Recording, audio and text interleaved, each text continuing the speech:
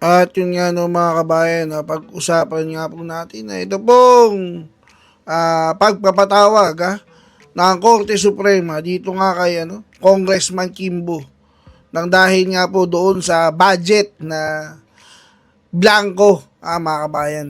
At bago nga po tayo pumunta dyan, shoutout po muna kina Emmanuel Luzaris, yan, shoutout idol from Davao, kay Tekya ng Hong Kong.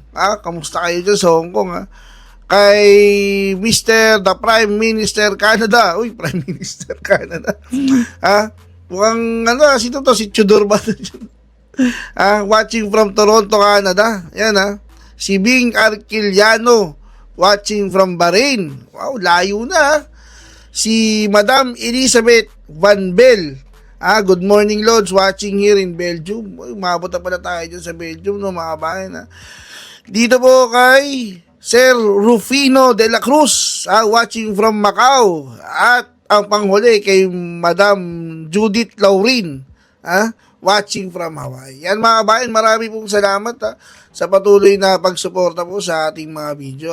Kung bago ka pa nga lang sa akin channel, huwag mo kang kalimutang i-hit ang like at subscribe button Yan lang mga kabayan, masaya na po ako. At huwag na tayong magpatumpik-tumpik pa. Patuhurin nga na po natin ito pong balita. Patukol nga po dyan kay Representative Stella Kimbo. Ipinag-utos ng Korte Suprema na dumalo sa oral arguments ng petisyon kontra sa 2025 General Appropriations Act o 2025 GAA ang chairman ng House Committee on Appropriations na si Marikina 2nd District Representative Stella Kimbo. Paliwanag ni Rodriguez, si Kimbo ang umamin na may blanco sa bicameral report ng 2025 GAA.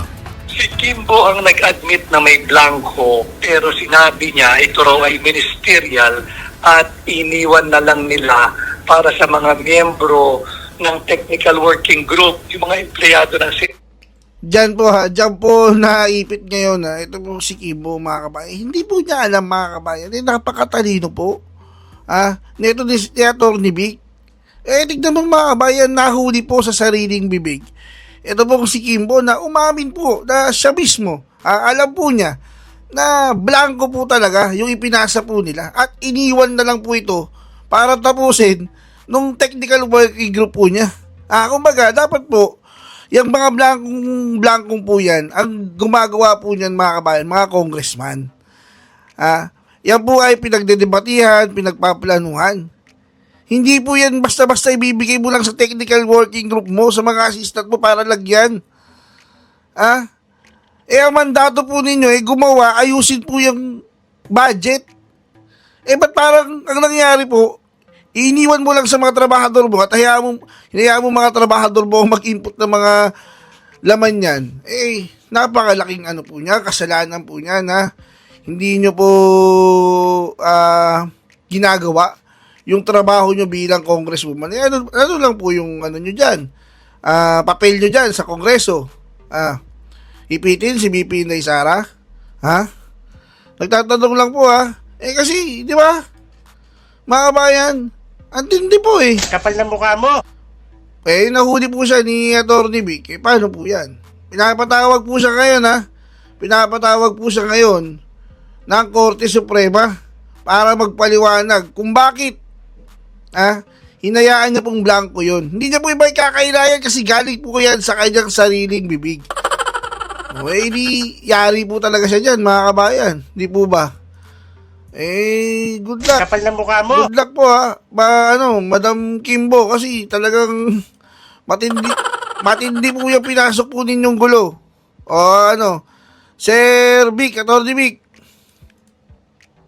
at ng mababang kapulungan to fill in the blanks in the bicameral conference committee report. And I think the court would want to be clarified regarding her statement of admission and at the same time pointing to the members of the technical working group as the one who filled in those blanks. Di ba mga bayan, umamit po talaga may admission po na talagang blanco. Yung ipinasa at hinayaan lang po yung technical working group na, di ba, sagutan yung blanco na umabot po kay Pangulong Bongbong Marcos. Tapos naman niya pinirmahan mga kabayan. O di Di ba? Nagkagulo-gulo na. Yung pinirmahan po ni President Marcos, si President Junior, mukhang hindi po niya napag-aralan. Hindi niya po alam na galing technical working group lang ang gumawa, hindi po mga congressman. Paano po yan ngayon? O, hindi po ba? Hindi, baka naman sabihin ng iba, hindi, alam naman ng mga technical working group yan. Ha? Isipin niyo po mga kabayan, ha? Kung yung teacher, di ba? Yung teacher, gagraduhan niya yung mga estudyante niya. Oh. Tapos, ang pinagawa niya, imbis na siya ang gumawa, siya ang maggrado sa mga achievement, sa mga ginagawa ng mga estudyante niya, ang pinagawa niya po, yung kasawa niya na wala namang alam dun. Oh. Ano pong ilalagay na kasawa niya? Ganun lang din po yun. Ha?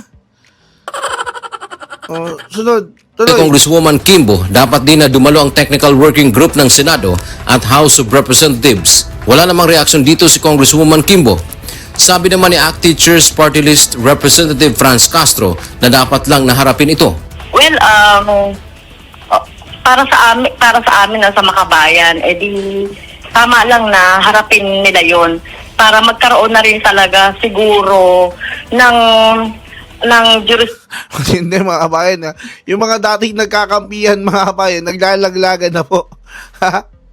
Di ba magkakakampihan mga yan nun? Ipitin si BP Inday Sara, o ngayon mga kabayan, naglalaglagan na po sila. Kasi hindi po nagtagumpay eh. Ha? Naglalaglagan na po sila ngayon mga kabayan. Dapat lang daw pong harapin ni Kimbo yun. Tayo dyan, di ba? Yan ang sinasabi ko sa inyo, ha? Madam Kimbo, ang tawag po dyan, karma. Ha? Kinakarma na po kayo sa kakupalan po ninyo. Prudence or ng desisyon ang Supreme Court kaugnay doon sa BICAM kasi hindi nagiging transparent kasi ang BICAM. So sa pamamagitan nitong petition na ito, at yun nga, kailangan nilang humarap doon para makita talaga yung truth behind doon sa binabanggit ng mga petitioner na tungkol doon sa mga blanco. Ayon pa kay Rodriguez, puspusan ang kanilang paghahanda sa oral arguments. Pangungunahan naman ng Office of the Solicitor General ang pagtatanggol sa panig ng mga respondent. Samantala sa... Sino magtatanggol sa inyo? Si Sergeant Guevara? Solicitor Sergeant, Guevara? Solicitor General Guevara? Alam niyo po ba ang nangyari kay Sergeant Guevara? Nung pinagtatanggol po niya yung ginawa ng Marcos admin doon sa 60 billion ng PhilHealth. Diba kinuha po yun? Pinapasahuli po ng Supreme Court. Napanood niyo po ba yung oral argument doon? Hindi nga po makasagot ng diretso ito si Sergeant Guevara eh. Tapos yan yung magtatanggol sa'yo, Kimbo. Nako, kabang ka na. Mukhang ikaw naman ang mako-contempt ngayon, kami, hopefully, sana, sana makontempt ka. Sa dami ng mga pinaggagawa mong kalokohan dyan, mga kabalbalan dyan, mga kakupalan nyo dyan sa Congress, dapat lang talaga makontempt kayo, ng mga respondent. Samantala, sa halip na isang araw lang ang oral arguments, nagdesisyon niya ang Korte Suprema na gawin itong 3 araw na tuloy-tuloy mula April 1 hanggang 3 sa Baguio City. Ayon sa petitioner na si dating Executive Secretary Attorney Vic Rodriguez, naniniwala siyang kulang ang isang araw lang sa dami ng dapat talakaying issue sa petisyon. Tuloy ang oral argument sa April 1 and the court allotted 2 more extra days because they think one day will not be enough to discuss our petition. Sa dami ng dapat talakayin and perhaps because of the very difficult nature of understanding the budget process flow and as well as the entire budget itself, yung aming remains na issue, 4 na issues yun na constitutional issue. Dante Amento, UNTV, News and Rescue. Diyos ang aming sandigan, serbisyo publiko. Di ba mga kabayan, Kimbo, hindi ka ba natatakot? Kinukuhanan po ng panig si Kimbo, hindi po nagsasalita mga kabayan. Tahimik po si Kimbo. Mukhang nagko-contemplate na po anong sasabihin niya. Kasi galing po sa sarili niyang bibigyan mga kabayan. At minsan na po ito minsan po natanong po itong si Kimbo. Patungkol po dyan sa budget. Ano po ang sinabi ni Kimbo nung tinanong po siya patungkol dyan sa mga blankong budget? Ito po mga kabayan. Panoorin po natin kung ano po ginawa ni Kimbo. Sorry ma'am, you have an explanation lang po doon sa blank pages po. Nagmamadali lang Sorry. po for the next event. Yeah, we ha? were waiting yesterday ma'am. Ma'am, kindly explain daw po yung any explanation po sa blank pages lang po. Umiwas si House Committee on Appropriations acting Nagtatakbo mga kabayan doon sa banya. Ano nga asahan nyo po? Ganyan po. Hindi po niya may paliwanag mga kabayan eh. Bakit? Kung ikaw, sa sarili mo, tama ang ginawa mo, magtatakbo ka ba sa van mo at hindi magsasalita? Hindi po niya mapaliwanag mga kabayan at kitang-kita nyo po sa mukha niya na takot na po siya. Takot na po yan si Kimbo. Ang tanong mga kabayan, mukhang tatakbo po ulit to eh. Saan po matatakbo yan si Kimbo ngayon? Pagka ano ba? Mayor ba? O congressman pa rin? Pag yan po binoto nyo po ulit mga kabayan na sinasabi ko po sa inyo. Engot po kayo pag yan binoto nyo ulit. Maniwala kayo sa hindi. Kita nyo na ginagawa sa budget? Binlanggo. Tapos tinatanong kung bakit naka-blanco, tumakbo, nagtago sa van. Tama po ba yan? Yan ang sinasabi ko siya. Pag yan binoto nyo pa, mga kabayan, pag yan binoto nyo pa ulit, ang tawag po sa inyo, engot. Person, Marikina City 2nd District Representative Stella Kimbo na sagutin ang mga tanong tungkol sa umano'y blankong items sa Bicameral Conference Committee report para sa 2025 National Budget. Kabilang si Congresswoman Kimbo sa Bicameral Conference Committee o BICAM na pumirma sa report at ilang araw nang humihingi ng reaksyon mula sa kongresista at mga kasamahan nito ang mga tauhan ng media kaugnay ng issue. Pasado 9:30 gabi ng Huwebes, January 23, matapos dumalo Ayun, nagtatakbo. Nagtatakbo siya pa yun. Bakit pa nabakot? Baka yung mga reporter. No? Nagtatakbo mga kabayan eh.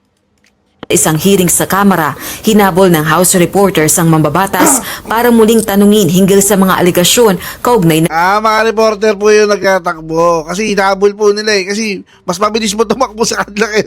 Mas mabilis mo tumakbo si Kimbo kaysa sa kanila eh, mga kabayan.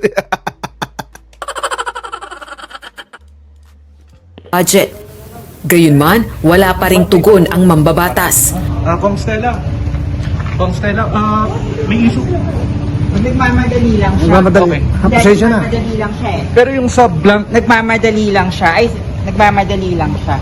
Wala pang kongresista na bahagi ng BICAM ang nagsasalita kaugnay ng umano'y blankong item sa Bicameral Conference Committee report para sa 2025 National Budget. Si Davao City 3rd District Representative Isidro Ungab ang naghayag na may mga blankong items.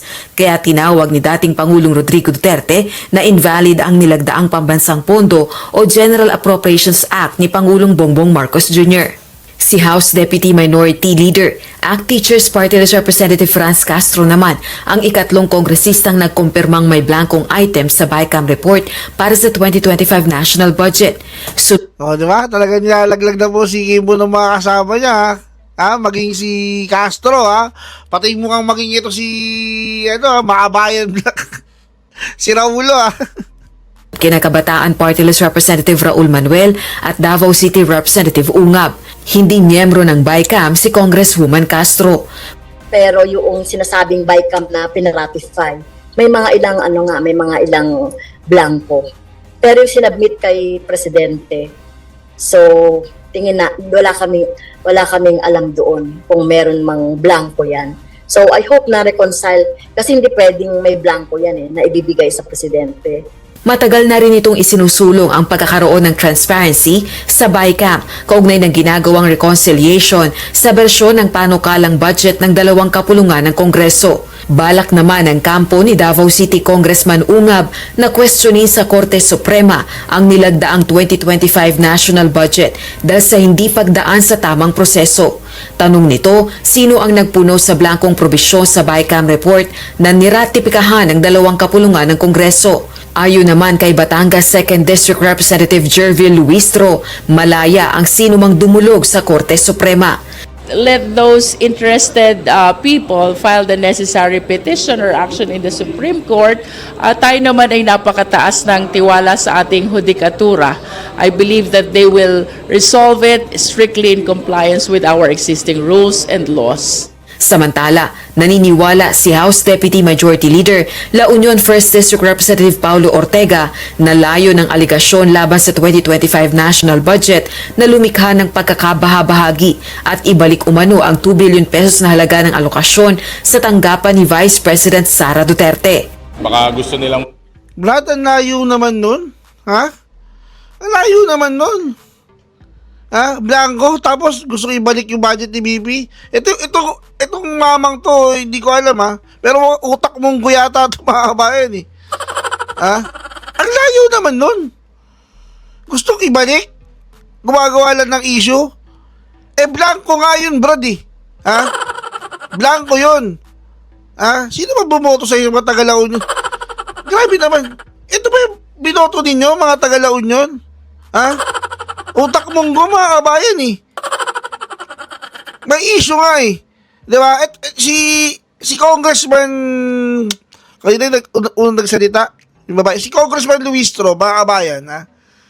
Kahit na hindi natin gusto yung mga sinasabi niya, mga kabayan, ha? Na pagtirada ka kay BP Inday. Kasi issue-based tayo dito, mga kabayan eh. Ano po sabi ni Congressman Luistro? Hayaan ng Supreme Court kung sino yung may mga tanong dyan sa budget, hayaan ng Supreme Court at ang Supreme Court ang magpapasya. Tama po yun mga kabayan, kaya hindi po tayo nag-comment eh. Tama po yun. Ha? Pero ito, kasama niya, mukhang hindi po yata nag-iisip. Mukhang hindi po yata ginagamitan ng utak. Sir naman, di ba? Kung ikaw, gusto mo lang hayaan yung mga ganyan, may mga tao po, na mga kasama po ninyo, na ayaw pong pabayaan yung mga ganyang kabalbalan dyan sa budget na yan. Siyempre mo, blanco. Tapos sasabihin mo na mo, para lang maibalik yung pondo ni BP Inday, ikot ka ba? Di sir, nagtatanong lang. Gamunggo ba utak mo, sir? Napakababaw, sir. Ibig sasabihin mo, sige, hayaan nyo na rin ng Korte Suprema. Maki-intriga ka pa, sir, eh. Ha? Diyos ko po. Yung mga budget na na-slash. Politics, it's really about politics. Matatanda ang binawasan ng pondo ng opisina ng Pangalawang Pangulo para sa taong ito dahil sa mga kontrobersyang ibinabato, kabilang na ang questionableng paggastos ng confidential funds.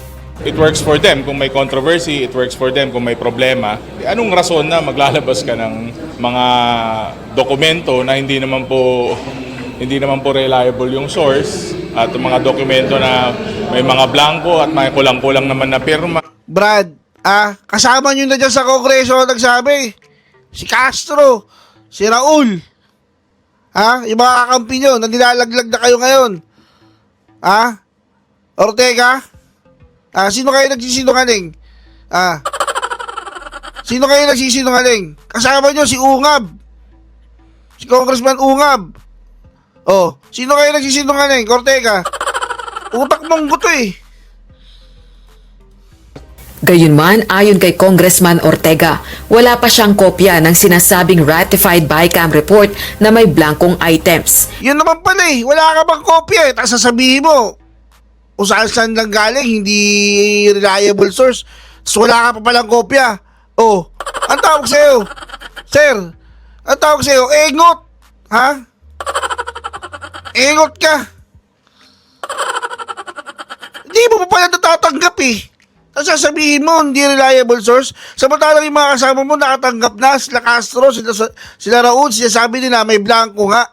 Tapos ikaw sasabihin mo, hindi reliable ang source kasi wala ka pa nakukuha. Ang tawag sa'yo, Di mo pala nakikita eh. Ba't mo inuhusgahan na hindi reliable? Oh, engot ka pagdating tawag dun. Ha? Boplocks. Hindi rin miyembro ng BICAM ang mambabatas. Rosa Licos, UNTV News and Rescue. Diyos ang aming sandigan. Lumalabas ng mga kabayan na dito sa mga politiko to, nakakapagtaka ba't, di ba? May mga engot pala tayo mga politiko. Grabe! Di ba? Sasabihin mo, hindi reliable source, hindi ka pa pala nakakakuha. Ganyan po kaengot yan si Ortega, Boplocks po, kaya matagal ang union. Ha? Ako na po nagsasabi sa inyo, pag yan binoto nyo pa, tumakbo yan, tawag po sa inyo, engot din. Sipin mo, sasabihin mo yung isang bagay na hindi reliable ang source, pero wala pa sa'yo. Hindi mo pa natanggap. Ewan ko na lang, mga kabayan, hanggang na lang po At huwag nyo po kalimutang i-like at subscribe button para updated ka sa mga uploads ko araw-araw, kabayan. Paalam!